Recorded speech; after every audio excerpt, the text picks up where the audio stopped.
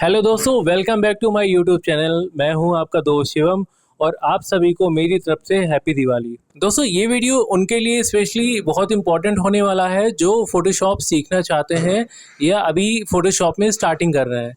तो दोस्तों, मैंने क्या किया है, मैंने एक कोर्स बनाया है जो आपको फ्री में यूट्यूब में मिल जाएगा। आपको क्या करना है, आपको मेरे चैनल पर आना है, इसे आपको सब्सक्राइब करना है, इसके बाद में आप वीडियोस को देख सकोगे। ठीक है। तो दोस्तों, ये एक ऐसा टॉपिक होने वाला है जो आपको बेसिक लेवल से, ठीक है, बेसिक लेवल में आपको एक जो छोटी छोटी जो फोटोशॉप की जो चीज़ें होती हैं उस लेवल से लेके आपको प्रो लेवल तक चीज़ें सीखने को मिलेगी। ठीक है दोस्तों, अगर आप फोटोशॉप को सीखना चाहते हो तो आपको दो चीज़ें चाहिए। एक सही ट्रेनिंग चाहिए और दूसरा आपको प्रैक्टिस चाहिए। सही ट्रेनिंग आपको दोस्तों इस चैनल पे मिल जाएगी, क्योंकि इसमें मैं ऐसे ऐसे वीडियोस अपलोड करूंगा कि आपको सारी चीज़ें जो हैं डीप लेवल पे आप सीख सकोगे। इसके बाद में जो दूसरा काम है वो ये है कि आपको उसकी प्रैक्टिस करनी है। दोस्तों, अगर आपने ये दो चीज़ें कर ली तो आप फोटोशॉप को बहुत आसानी से यूज़ कर सकोगे। दोस्तों, कुछ टाइम के बाद में मैं एक लाइव सेशन भी चलाऊंगा। इसमें क्या होगा कि लाइव फ़ोटो एडिटिंग होगी, तो आप उसे देख सकोगे और साथ में उसे सीख सकोगे। ठीक है। तो आपको अगर कोई प्रॉब्लम आती है तो लाइव अगर आप देखोगे, उसे सीखोगे, तो आपके लिए वो चीज़ आसान होगी। और अगर आपको कोई प्रॉब्लम होती है तो आप कमेंट कर सकते हो। कमेंट में क्या होगा, आपका प्रॉपर रिप्लाई होगा, आपकी चीज़ों का ध्यान रखा जाएगा और आपको कोई प्रॉब्लम नहीं आएगी। तो इससे क्या होगा, आप आसानी से चीज़ों को सीख सकोगे और आपकी प्रॉब्लम का सल्यूशन हो सकेगा। तो दोस्तों, वीडियो में आज का जो टॉपिक होने वाला है वो बेसिक लेवल से स्टार्ट होगा। ठीक है। आपको स्टार्टिंग में इंटरफेस देखना होगा कि इंटरफेस कैसा होता है, चीज़ों को सेट कैसे किया जाता है, लेयर्स को, टूल्स को सेट कैसे किया जाता है, और कुछ बेसिक सी चीज़ें हैं जो आपको सीखना होगा। तो चलिए वीडियो को शुरू करते हैं और सीखते हैं फोटोशॉप। दोस्तों, जब आप फोटोशॉप को ऑन करोगे तो आपको कुछ इस टाइप का इंटरफेस देखने को मिलेगा। ठीक है। जिसमें आप अपने लेफ्ट साइड में टूल बॉक्स देखोगे। ठीक है। जिसे आप इस तरीके से भी कर सकते हो। ठीक है। ये जो आप एरो देख रहे हो, इस पर आप क्लिक करोगे तो आप जिसमें कंफर्टेबल हो उस तरीके से आप इसे सेट कर सकते हो। तो दोस्तों, ये जो टूल बार होता है ये मेरा पूरा टूल्स होते हैं कि हमें किस टूल से कौन सा काम करना है। ठीक है। ये सब जो चीज़ें हैं ये लेफ्ट साइड में दी होती हैं। जब राइट साइड में हम लोग आते हैं तो राइट साइड में आप देख सकते हैं काफ़ी सारी चीज़ें दी होती हैं। वो सारी चीज़ें जो हैं वो हमारे फोटोशॉप में यूज़ होती हैं। ठीक है। उसका यूज़ कैसे होना है वो आपको आगे पता चलेगा। ठीक है। इसके बाद में जब आप टॉप पर देखोगे तो आपको क्या होगा कि यहाँ पर ये ऑप्शन दिया होगा जिसमें फाइल, एडिट, इमेज, लेयर, इस टाइप के काफ़ी सारे ऑप्शन आपको देखने को मिलेंगे। ठीक है। तो दोस्तों, अगर हम फोटोशॉप में कोई भी काम करते हैं तो मेरा सबसे पहला जो काम होता है उसमें काम ये होता है कि हमें एक फ़ोटो ओपन करनी होती है। ठीक है। हमारे पास कोई एक पेज होता है जिसके ऊपर हम काम करते हैं। जैसे सपोज़ हमें कोई आर्ट बनानी होती है तो हमें एक पेज चाहिए होता है, हम उसके ऊपर ही आर्ट बनाते हैं। ठीक है। तो उसी तरीके अगर हमें फ़ोटोशॉप में काम करना है तो हमें क्या करना होगा, हमें एक पेज ओपन करना होगा। तो पेज ओपन करने के लिए आपको क्या करना होगा, आप यहाँ पर फाइल पर जाओगे। फाइल पर जाने के बाद में Ctrl+N, ये आप देख रहे हो, आप शॉर्टकट का भी यूज़ कर सकते हो और माउस से भी ये चीज़ कर सकते हो। ठीक है। तो आप जैसे इस पर क्लिक करोगे तो आपके पास ये सारी चीज़ें आ जाएंगी। ठीक है। तो फोटोशॉप के ये खुद के प्रीसेट्स होते हैं, एक हिसाब से आप ये समझ सकते हो। तो आप इसमें क्या है कि इतने सारे साइज़ आपको मिल जाएंगे। ठीक है। जो कि ऑलरेडी इसमें फ़िक्स हैं। ठीक है। इसके बाद में आप ये देख सकते हो कि ये जो सेव का जो ऑप्शन है, ठीक है, सपोज़ अगर आप कोई साइज़ को देते हो, कोई साइज़ को फ़िक्स करते हो, तो आप क्या है, आप यहाँ पर ऐसा जो आप देख रहे हो ना, इस पर आप रीनेम कर सकते हो। सपोज़ मेरा क्या है कि मुझे 1236 एल्बम बनाना है। ठीक है। मेरा काम एल्बम डिज़ाइनिंग का है, तो मैंने क्या किया है, एक मैंने सेट बनाया 12x36 का। ठीक है। तो वो चीज़ करके एक बार देखते हैं। ठीक है। तो दोस्तों, हमें क्या करना है, यहाँ पर हमें एक अपना जो प्रीसेट है उसका नाम लिखना है। जैसे हमें चाहिए 12x36, तो मैंने इसका नाम लिख दिया 12x36। अब मुझे क्या करना है, इसका जो साइज़ है वो डालना है। तो साइज़ जो होगा मेरा वो होगा इसमें पिक्सल इंचेस में होगा। ठीक है। दूसरी चीज़ ये है कि इसमें हमें साइज़ लिखना है, तो साइज़ इसमें लिखेंगे 36 और जो हाइट होगी उसकी वो होगी 12। ठीक है। और इसका जो रेजुलेशन है वो 300 होगा। ठीक है। क्यों 300 होगा, क्योंकि जो बेस्ट रेजुलेशन होता है फ़ोटोज़ का वो 300 होता है। अगर आप कोई फ़ोटो प्रिंट कराते हो या एल्बम प्रिंट कराते हो या कोई बहुत बड़ा प्रिंट कराते हो तो उसमें जो 300 रेजुलेशन है वो एकदम बेस्ट माना गया है, और उससे जो है क्वालिटी जो है वो ख़राब नहीं होती है। ठीक है। और बहुत ज़्यादा रेजुलेशन का आप क्या करोगे, कोई फ़ायदा नहीं होता। तो जो 300 रेजोल्यूशन है वो होगा हमारा बेस्ट रेजोल्यूशन, ठीक है। मोड जो होगा वो RGB कलर होगा, ठीक है। देखिए इसमें दो चीज़ें हैं। जो RGB कलर है वो हमारा होता है जो लैब में जैसे हमारी फ़ोटोज़ प्रिंट होती हैं, तो उसमें जो यूज़ होता है वो होता है RGB, जिसमें हमारी पासपोर्ट फ़ोटो और जो पहले स्टूडियो में जो फ़ोटोज़ क्लिक होती थी वो होती थी RGB में, ठीक है। इसके बाद में जो CMYK का आप देख रहे हो वो होता है एल्बम प्रिंटिंग में। सपोज़ आप एल्बम को प्रिंट करा रहे हो, आपकी वेडिंग की एल्बम है, तो वो जो कलर आएगा, वो जो चीज़ें होंगी वो होगा CMYK, ठीक है। तो आप देख सकते हो कि आपको किस चीज़ में काम करना है, ठीक है। तो अभी RGB कलर को इसको सेलेक्ट करते हैं, ठीक है। इसके बाद में ये सारी चीज़ें हमारी सेट हो गई हैं और जो मेरा बिट होगा वो होगा करीब 8 बिट, इससे ज़्यादा हमें नहीं चाहिए, ठीक है। तो इसको क्रिएट करते हैं, ठीक है। इसको मैंने क्या किया, सेव, ठीक है। 12x36 इसको मैंने कर लिया सेव, ठीक है। ये मेरा यहाँ पे सेव हो चुका है। अब इसको क्रिएट करते हैं, ठीक है। तो आप देख सकते हो ये मेरा क्रिएट हो गया है। इसको जैसे मान लीजिए क्लोज़ कर देते हैं यहाँ से। इसको मैंने किया क्लोज़। अब मुझे दोबारा चाहिए, सेम यही चीज़ दोबारा चाहिए। तो मुझे क्या करना होगा, मुझे फिर से Ctrl+N पर जाना होगा, सेव पर जाना होगा और यहाँ पे मुझे क्लिक कर देना होगा, तो मेरा जो साइज़ है वो आ गया, ठीक है। तो एक चीज़ हमारी ये हो गई। इसके बाद हम दोबारा आते हैं इस पर, ठीक है। और इसमें आप देख सकते हो कि इसमें और भी चीज़ें हैं, इसमें और भी सेटिंग है, इसके और भी प्रीसेट्स हैं। तो जैसे ये आप देख सकते हो 4x6 की जो फ़ोटोज़ होती थी पहले, ठीक है। तो उसका ये जो है वो सेट है। इसमें 5x7 की फ़ोटोज़ है, 8x10 की फ़ोटोज़ है, 10x8 की फ़ोटोज़ है। तो ये जो प्रीसेट हैं ये इसके ऑलरेडी इसमें सेट हैं, ठीक है। इसके बाद में यहाँ पर आते हैं तो इसमें देखिए फ़ोन के जो साइज़ेस होते हैं, इसमें जो पेजेस होते हैं ना, जैसे हम लोग आपने सुना होगा जैसे कि A4 साइज़ जो है वो प्रिंट करा दो, तो देखिए ये सब जो सेट हैं इसके, ये यहाँ पर हैं, ठीक है। इसके बाद में ये वेब का हो गया, ये मोबाइल के हो गए, जैसे इंस्टाग्राम के लिए कुछ पोस्ट बनानी है या कुछ है, तो इसमें ये जो चीज़ें हैं वो सेट है, ठीक है।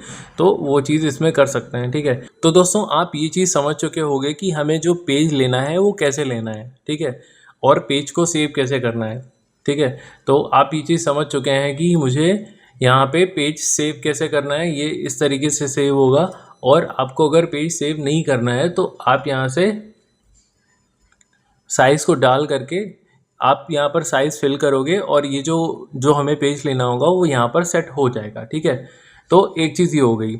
इसके बाद में एक काम करते हैं, ठीक है। इसके बाद में एक काम करते हैं कि सपोज़ इसमें हम लोग इसमें क्या करते हैं, इसमें हम लोग कुछ फ़ोटोज़ ले लेते हैं, ठीक है।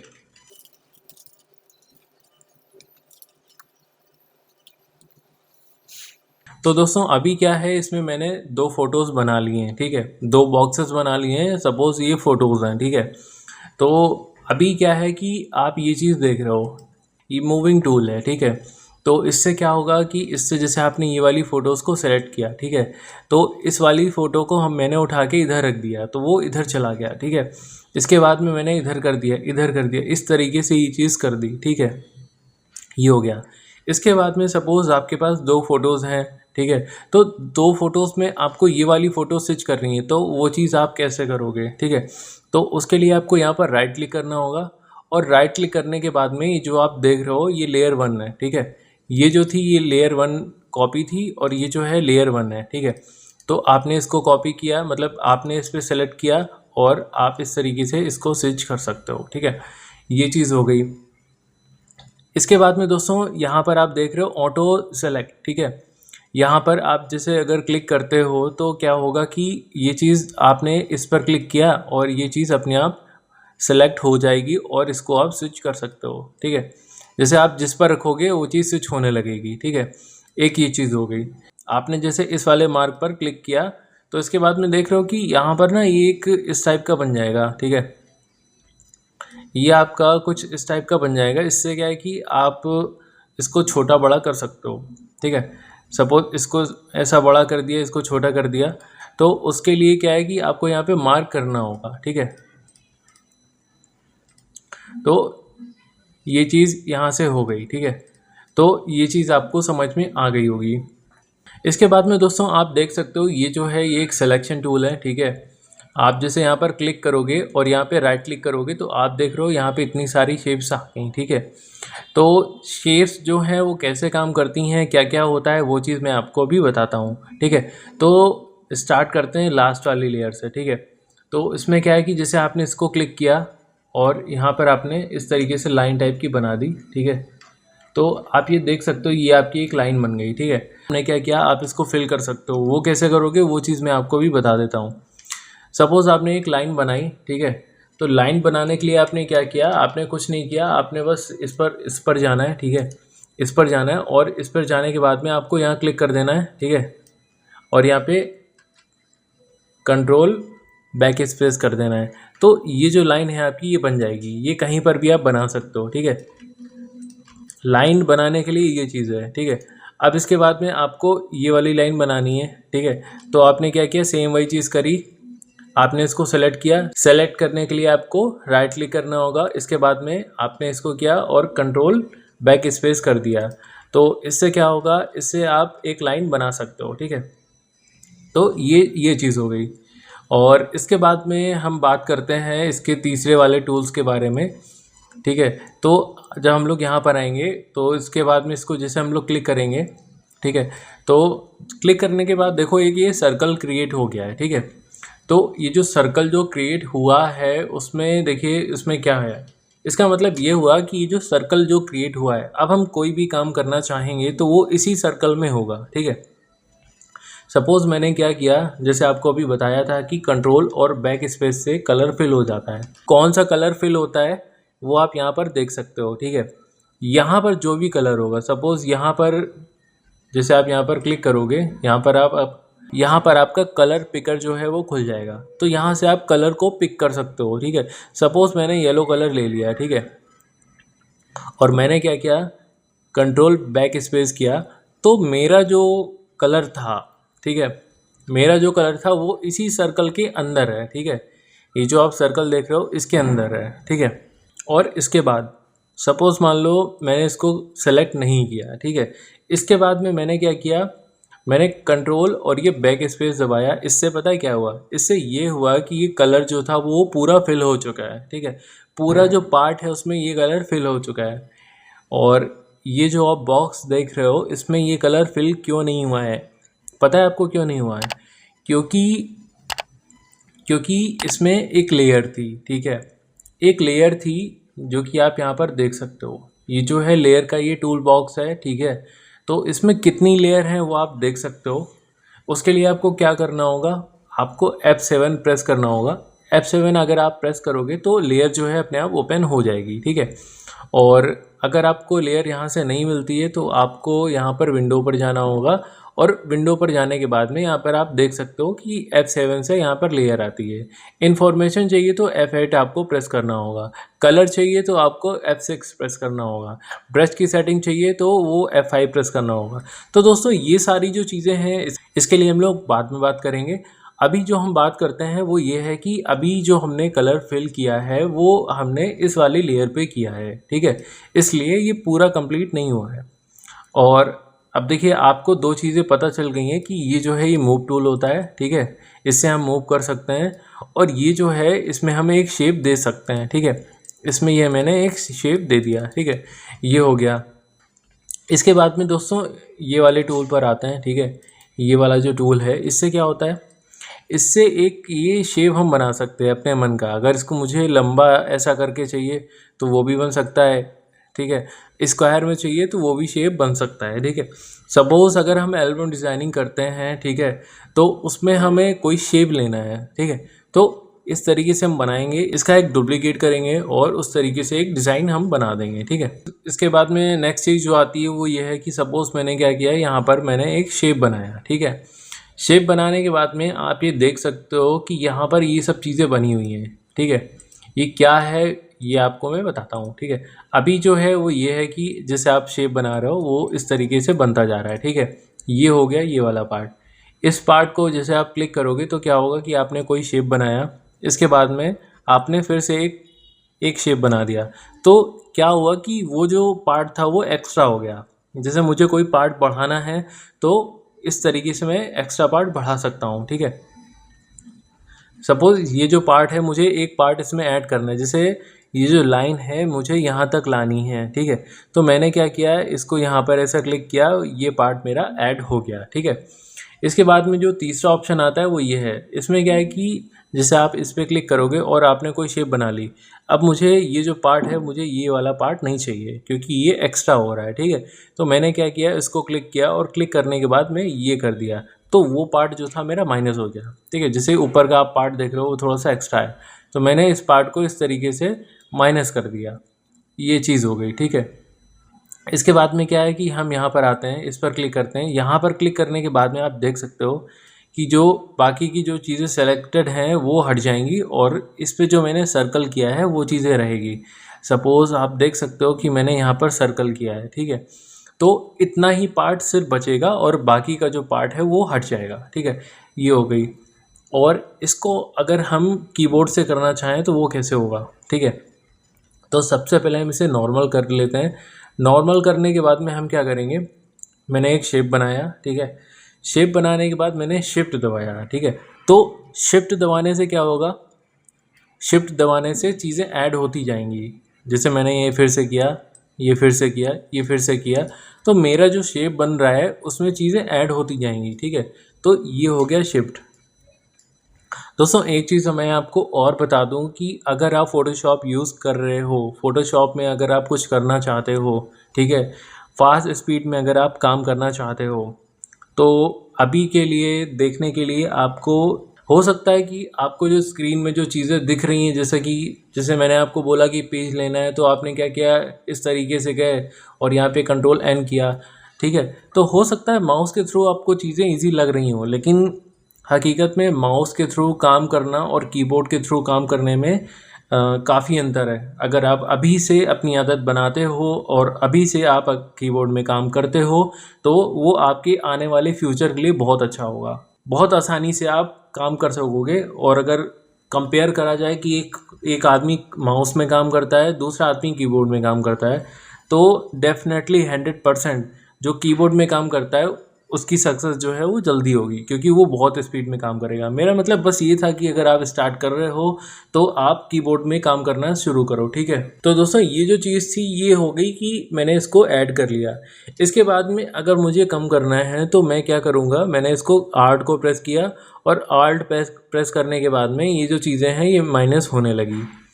तो इस तरीके से आप समझ चुके होंगे कि इस तरीके से आप इसे माइनस कर सकते हो। और ये देखिए ये मेरा माइनस हो रहा है, ठीक है। और मेरे हिसाब से इन दो चीज़ों के अलावा तीसरी चीज़ की कोई ज़रूरत होती है, इसे बहुत बहुत कम रेयर केस में ज़रूरत होती है। तो आप इतना चीज़ सीख लो, ठीक है। तो दोस्तों आपको समझ में आ गया होगा कि आप जब किसी चीज़ का सिलेक्शन करते हो तो सिलेक्शन करने के बाद में आपका जो भी काम होगा वो इसी चीज़ में होगा, ठीक है। जो भी आप काम करोगे, कोई ब्रश को पेंट करते हो, जैसे ये ब्रश है हमारा, इसको मैंने यहाँ पर पेंट किया, तो वो चीज़ इसके अंदर ही होगी, ठीक है। तो ये चीज़ आपको क्लियर हो गई है कि सिलेक्शन जो हम करेंगे उसके अंदर ही मेरा काम होगा, ठीक है। और जैसे मान लीजिए मैंने सिलेक्शन नहीं किया है, सपोज़ मैंने सिलेक्शन नहीं किया है, तो मेरा जो काम होगा ओवरऑल पूरे पेज में होगा। ये जो है ये पूरे पेज में मेरा पूरा काम हो रहा है, ठीक है। तो आपको ये चीज़ समझ में आ गई होगी। इसके बाद में दोस्तों अब हम लोग क्या करते हैं, हम लोग एक डिज़ाइन बनाते हैं, ठीक है। और इसके बाद में क्या करेंगे, इसकी एक डुप्लीकेट लेयर कर लेंगे। तो डुप्लीकेट लेयर कैसे करनी है, उसके लिए कंट्रोल जे करेंगे तो ये मेरी डुप्लीकेट लेयर बन जाएगी, ठीक है। और इसको मैंने कंट्रोल आई किया तो इससे ये इन्वर्स हो गया। दोस्तों मेरा जो वीडियो है फ़ोटोशॉप शॉर्टकट्स, तो वो आप ज़रूर देख सकते हो और उसकी प्रैक्टिस कर सकते हो। तो उससे क्या होगा कि आपकी जो चीज़ें हैं बहुत आसान हो जाएंगी। उसको आप एकदम रट लो, उसकी आप प्रैक्टिस कर लो, उसको आप प्रैक्टिकल कर लो, तो आप आसानी से जल्दी से आप चीज़ों को कर सकते हो, ठीक है। तो मैंने क्या किया, मैंने एक ये लेयर बना दी, ठीक है। इसके बाद में हमें क्या करना है, हमने एक यहाँ पे एक लेयर और बनाई, इस टाइप का मैंने एक बॉक्स बनाया, ठीक है। और जो सिलेक्शन है वो मेरा इस लेयर पे है, ये आप देख सकते हो। ये जो लेयर है, लेयर वाला जो टूल बॉक्स है वो आप देख सकते हो कि ये जो है वो अभी यहाँ पर है, ठीक है। तो अभी हमें क्या करना है, इसी लेयर पर काम तो करना नहीं है क्योंकि मुझे बड़ा साइज़ चाहिए, ठीक है। तो उसके लिए मुझे बैकग्राउंड पे सिलेक्ट करना होगा, ठीक है। तो बैकग्राउंड पे सिलेक्ट करने के बाद में आप एक चीज़ यहाँ से ये कर सकते हो, ठीक है। दोस्तों ये बॉक्स आप देख रहे हो, इस बॉक्स के साथ में आप यहाँ पर एक ऑप्शन देखोगे फेदर का, ठीक है। तो आप ये सोचोगे कि फेदर है क्या, इससे क्या होता है, ठीक है। तो इसके लिए जैसे मेरे पास एक ये बॉक्स है, ठीक है। अभी तक जो हम लोग काम कर रहे थे वो इस तरीके से नॉर्मल तरीके से कर रहे थे, जो कि आपने सामने बॉक्स देखा, ठीक है। अब क्या करेंगे, ये जो फेदर है इसमें हम लोग कुछ पॉइंट्स फेदर को डालेंगे। सपोज़ मैंने इसको 200 फेदर डाल दिया, ठीक है। मैंने इसको ओके किया और यहाँ पे मैंने फिर से सर्कल बनाना स्टार्ट किया, ठीक है। तो आप ये देख सकते हो कि ये मेरा एक सर्कल बन चुका है, ठीक है। दोस्तों मैंने ये जो बैकग्राउंड कलर था उसको मैंने ब्लैक कर दिया। इसके बाद में क्या करेंगे, कंट्रोल बैक स्पेस करेंगे। तो ये आप देख रहे हो, देखो दो चीज़ें आपके सामने हैं, ठीक है। ये भी ब्लैक कलर है और ये भी ब्लैक कलर है, ठीक है। सेम चीज़ थी, सेम सेटिंग थी, सब कुछ सेम था, लेकिन फेदर होने के बाद में क्या होता है वो आप समझ चुके होंगे, ठीक है। तो ये काम आता है जैसे हमें फ़ोटो को मर्ज करना है, ठीक है। और हमें एक अमाउंट में फ़ोटो का सेट करना है कि सपोज़ मुझे दो बैकग्राउंड को मर्ज करना है, तो उन सब चीज़ों में इसका यूज़ होता है। जैसे मुझे कोई सिलेक्शन करना है और उस सिलेक्शन के आसपास का जो एरिया है उसमें हमें लाइट, जैसे मान लीजिए हमें एक लाइट बढ़ानी है, तो मैंने एक एरिया को सिलेक्ट किया और उसमें मैंने फेदर डाला, ठीक है। फेदर डालने के बाद में मैंने लाइट को बढ़ा दी, तो हमारी जो लाइट है वो कुछ इस तरीके से नहीं होगी, ठीक है। मैं आपको दिखा देता हूँ। दोस्तों जैसे आप ये देखो, ये मेरे पास एक फ़ोटो है, ठीक है। मैंने क्या किया, मैंने ये चीज़ करी, पहले इसका फेदर 0 कर लेते हैं। इसके बाद में यहाँ पर एक सर्कल करते हैं, ठीक है। अब मुझे क्या करना है, ये जो फ़ोटो आप देख रहे हो इसकी मुझे लाइट बढ़ानी है। लाइट कैसे बढ़ानी है वो सब चीज़ों की बात बाद में करेंगे। तो मैंने क्या किया, इसकी लाइट बढ़ाई। तो आप देख सकते हो कि लाइट बढ़ाने के बाद में क्या हुआ, ये आप देख रहे हो ना, ये कैसा हुआ। तो ये होता है अगर फेदर 0 होता है, ठीक है। अब इसी में हम क्या करेंगे, इसमें हम फेदर दे देंगे, ठीक है। सपोज़ मैंने इसको 250 फेदर दे दिया और इसके बाद में मैंने इसको सेलेक्ट कर लिया, ठीक है। 250 में सेलेक्ट नहीं हो रहा है क्योंकि फ़ोटो का साइज़ छोटा है। तो मैंने क्या किया, इसको करीब 150 कर दिया है, ठीक है। अब इसका सिलेक्शन करते हैं। अब आप देख सकते हो ये सेलेक्ट हो चुका है और मैंने इसकी लाइट को बढ़ाया। अब देखो लाइट तो बढ़ गई इसकी, ठीक है। लाइट इसकी बढ़ गई है, लेकिन पिछली बार की तरह नहीं हुआ है। इसमें क्या है, ये लाइट फैल गई है। तो ये हो गया आपका फेदर। तो इस तरीके से आप ये चीज़ कर सकते हो। इसके बाद दोस्तों हम लोग आते हैं यहाँ पर, ठीक है। और यहाँ पर आने के बाद में बाकी चीज़ों को समझने का ट्राई करते हैं, ठीक है। दोस्तों ये जो होता है ये आपका बैकग्राउंड कलर होता है, ठीक है। अगर आपने यहाँ पर कोई कलर फिल किया तो ये अगर आप फिल करते हो तो ये आपके बैकग्राउंड में फैल जाता है, ठीक है। और ये वाला जो कलर होता है वो आपका, जैसे आपने कोई ब्रश लिया, ठीक है। पेन टूल में कोई ब्रश लिया, सपोज़ मैंने एक ब्रश लिया और ब्रश को मैंने यहाँ पे प्रेस करना स्टार्ट किया। ब्रश में क्या हुआ कि मेरा ये वाला जो कलर है वो आ गया और ये जो कलर था ये मेरा बैकग्राउंड कलर था। तो ये चीज़ आपको यहाँ की समझ में आ गई, ठीक है। इसके बाद में दोस्तों बात करते हैं कि फ़ोटो को छोटा या बड़ा कैसे किया जाता है। तो कंट्रोल प्लस करोगे तो आपकी फ़ोटो जो है बड़ी हो जाएगी, कंट्रोल माइनस करोगे तो आपकी फ़ोटो छोटी हो जाएगी, ठीक है। इससे भी अगर आपको शॉर्टकट कुछ समझना है तो वो इसके नेक्स्ट पार्ट में मैं बताऊंगा। उसमें क्या होगा, उसमें आपको फ़ोटोशॉप में कैसी सेटिंग रखनी है, क्या रखना है, किससे आपका काम फास्ट होने वाला है, कैसा कैसा क्या होना है, वो मैं आपको नेक्स्ट पार्ट में बताऊंगा। दोस्तों इस पार्ट में इतना ही था, मुझे इजाज़त दीजिए, मिलते हैं नेक्स्ट वीडियो में, ठीक है। तब तक के लिए अपना को ध्यान रखिएगा और साथ में प्रैक्टिस करिएगा जिससे आप जल्दी से चीज़ों को कर पाओ।